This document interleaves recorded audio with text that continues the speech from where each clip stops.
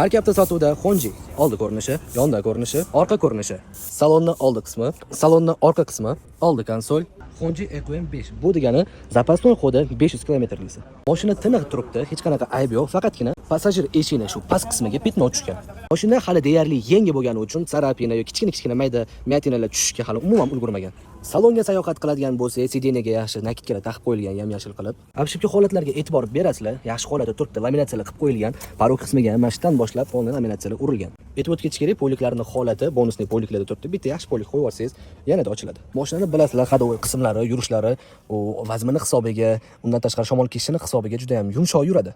Honji EQM 5 da, aynan shu modelida orqada mana shu tepa tom qismida mana shu osveshение berilgan bo'ladi. Nimaga bu mashina ko'proq komfortga ko'pchilik olyapti desanglar, sababi orqadagi o'tirgan odamga ham ko'p udobstvolar qilib qo'yilgan. Hamda podstakanni qo'yadigan joylarigacha, orqada ko'p turganda juda ham keng, yaxshi maza qilib o'tirib ketasiz.